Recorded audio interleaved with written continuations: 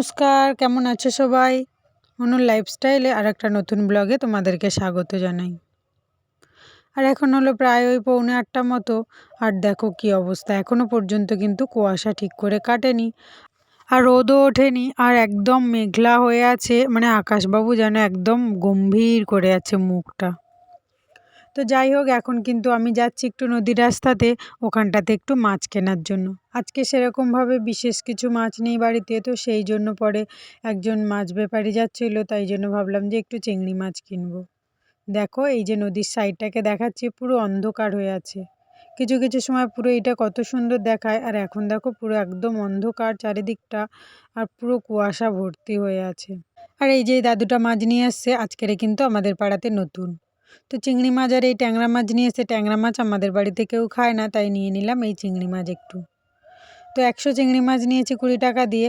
আর এই যে দেখো বাবানও চলে এসছে, তার দিদিও চলে এসছে, আর ওর বড় ঠাম্মিও কিন্তু এসছে। আর এখানে মা খেতে বসে গেছিলো, কেন বাবা মাঠে যাবে, তো মা বাবার জন্য পান্তা নিয়ে যাবে আর কি, তো সেই কারণের জন্য। কি করব মাছ? ইস ইস ইস ইস ইস, এতে মাছ। এ মা, এ বাবা গো, ইস গন্ধ। মাছগুলো কুটে নিতে বলছে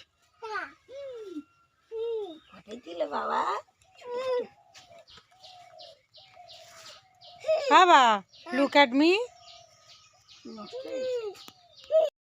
আর খাওয়া দাওয়া কমপ্লিট করে সমস্ত কিছু বাসন টাসন ধুয়ে নিয়ে কিন্তু চলে এসেছি। চিংড়ি মাছও কাটা হয়ে গেছে আমার। আর এখন এসেছি কিন্তু এই যে এই শাকগুলো কাটতে আর কি। এই শাকগুলো এখন মাঠে প্রচুর হয়েছে, আর বাবা যেহেতু মাঠে এখন গাড়ি নিয়ে বেরিয়েছে, আর মা ভাত নিয়ে যায় দুবেলা, তো সকালে আবার দুপুরে, তো মাঠ থেকে এগুলো কিন্তু প্রচুর তুলে নিয়ে এসছে। কিছুটা এখন বের করেছি, আর কিছুটা কিন্তু এখনও ফ্রিজে রাখা আছে আর কি। তো এটাকে ভালো করে গোড়া থেকে তুলে নিয়ে এসছে, তো ওই জন্য এই শাকটাকে আমরা কিন্তু বলি চিকনি শাক বলে আর কি। যাই হোক, তো খেতে কিন্তু ভীষণই সুন্দর লাগে, একটু বেগুন আলু দিয়ে, আর একটু যদি মাছের মাথা হয় তাহলে তো আর কোনো কথাই থাকে না। তো পুকুরে যেহেতু জাল ফেলে ফেলে কোনো মাছই পড়তে চাইছে না, তো সেই কারণের জন্য কিন্তু ওই চিংড়ি মাছ একটু কিনেছি। চিংড়ি মাছ দিয়ে আর আজকে রান্না হবে আর কি এটা।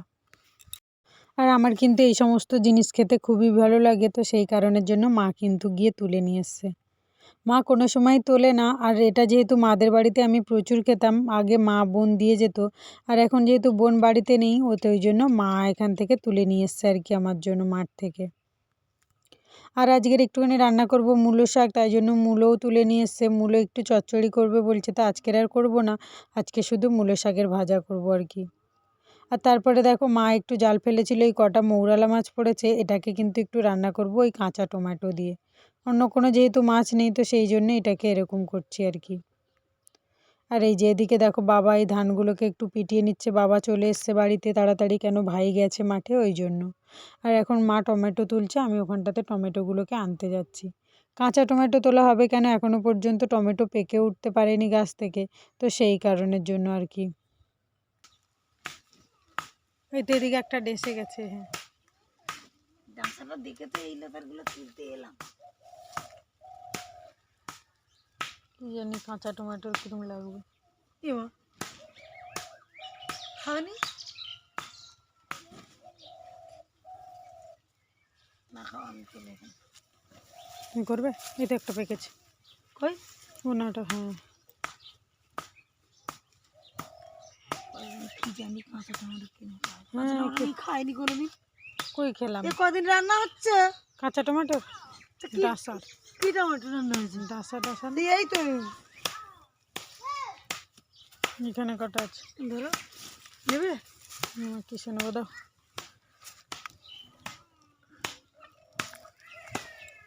জালি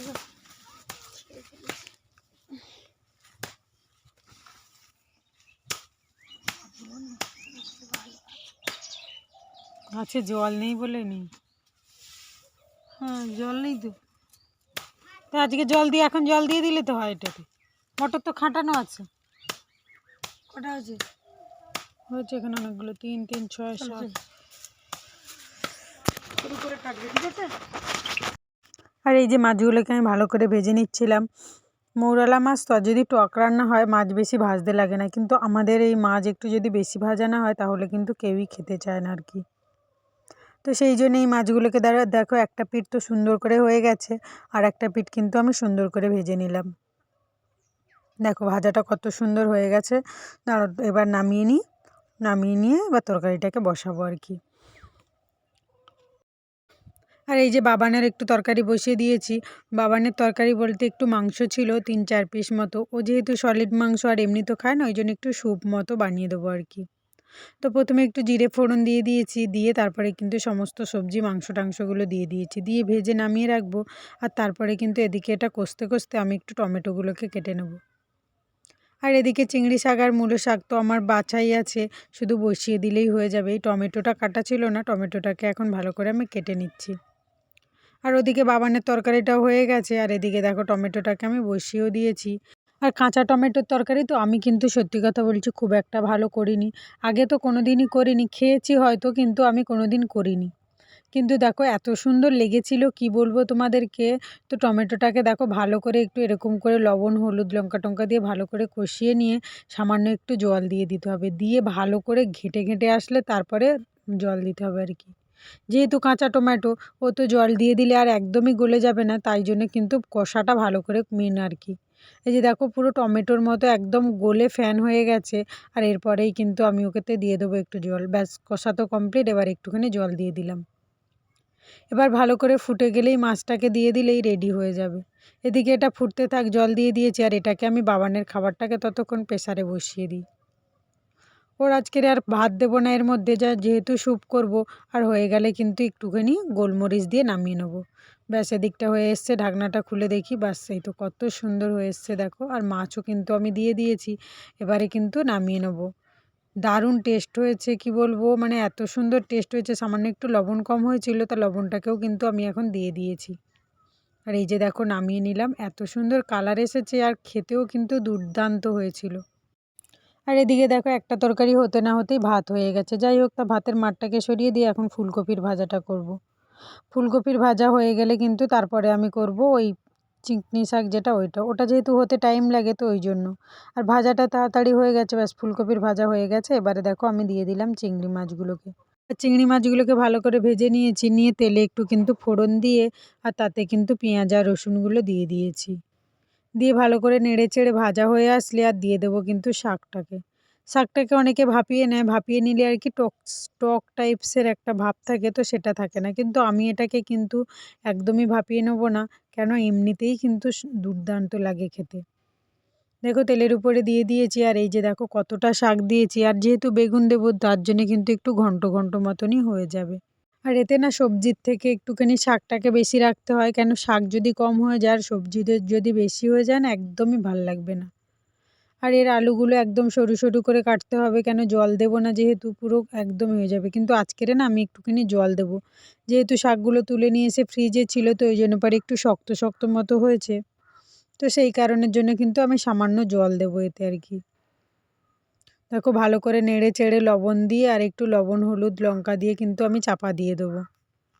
আর এই তরকারিগুলো কিন্তু হতে অনেকটাই সময় লাগে, কেন একদমই মানে ঘন্ট ভাজা ভাজা ঘন্ট হবে, তো তো সেই কারণের জন্য কিন্তু মজতেও টাইম লাগে তরকারিটা। তাই জন্য অনেকটা সময় আমার লাগবে। দুটো তরকারি তো হয়ে গেছে, আর এখানে চিংড়ি শাকটা করলে কিন্তু আর আমি আজকের মূলো শাক আর ভাজবো না, কেন যেহেতু অলরেডি 3টে হয়ে গেছে, আর আজকে না অনেকটাই দেরি হয়ে গেছে। আর ভেবেছিলাম কি আজকেরে মোটামুটি 12টার মধ্যে রান্না হয়ে যাবে, কিন্তু না গো, প্রায় 12:30 বেজে গেছে। তো সেই কারণে বাবানকে স্নান করিয়ে নিয়েছি, আর বাবানের খাবারও এর মধ্যে কিন্তু আমার তৈরি হয়ে গেছে। আর যেহেতু 1টা বেজে যাবে, তো ওই জন্য পরে ওর 1টার মধ্যেই ওকে খাওয়ানোর চেষ্টা করি সব সময়। তো সেই কারণের জন্য কিন্তু আজকের আর আমি মূলো শাকটাকে ভাজতে পারলাম না। কাটা হয়ে গেছে, কেটে কিন্তু রেখে দিয়েছি। আর এই যে দেখো তরকারিটাকে ঢাকনা দিয়ে দিয়েছি, ঢাকনা খুলেছি, এই যে দেখো কত সুন্দর হয়েছে তরকারিটা। একদম তাও একটু জল জল মতো আছে, এখনও কিন্তু রসটা শুকাবে।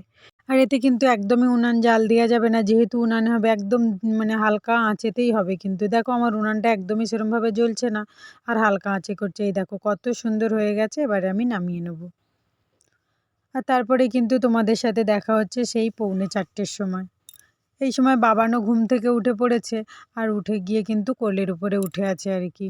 ও কোল থেকে কিছুতেই নামবে না, যেহেতু সবে ঘুম থেকে উঠেছে, তো ওই জন্য আর কি ওকে কিছুতেই ভোলাতে পারছি না। তো ওকে কোলে নিয়ে জামা কাপড়গুলো তুললাম কিছুটা, আর যে জামা কাপড়গুলো ভিজে আছে ওগুলো ওই ঘরে গিয়ে মেলে দিয়ে আসবো। কেন রোদ খুব একটা নেই তো ওই জন্য হালকা রোদে, তো ওই জন্য পরে এই ঘরটাতে কিন্তু মেলে দিচ্ছি। এই মোটা মোটা সোয়েটারগুলো একদমই শুকায়নি, তো সেই কারণের জন্য এই ঘরে মেলে দিলাম। এই কাঁথাটাও শুকায়নি, আর বেশ কিছু জামা কাপড়ও কিন্তু ভেজা ছিল। ব্যাস মেলানো কমপ্লিট হয়ে গেছে। আর এবারে কিন্তু আমি ঘরটাকে ভালো করে ঝাঁট দিয়ে নিচ্ছি। ঘরটা ঝাঁট দিয়ে নিয়ে তারপরে কিন্তু উঠোনটাকে ঝাঁট দিয়ে নেবো। আর উঠানটাকে ঝাঁট দিয়ে নিলেই কিন্তু মোটামুটি আজকের বিকেলের কাজটাও কমপ্লিট হয়ে যাবে। আর সেই রান্না রাত্রে করব আর কি, ওই 8টা সাড়ে 8টার দিকে। তো আজকের ভিডিওটা এই পর্যন্তই। সবাই সুস্থ থাকবে, সাবধানে থাকবে, ভালো থাকবে। ভিডিওটা কেমন লাগলো অবশ্যই একটা কমেন্ট করে জানাবে। যদি ভালো লেগে থাকে অবশ্যই একটা লাইক অ্যান্ড সাবস্ক্রাইব করে দিও। দেখা হচ্ছে খুব তাড়াতাড়ি নতুন একটা ভিডিও নিয়ে। এখনকার মতো সবাই সাবধানে থাকবে, টাটা।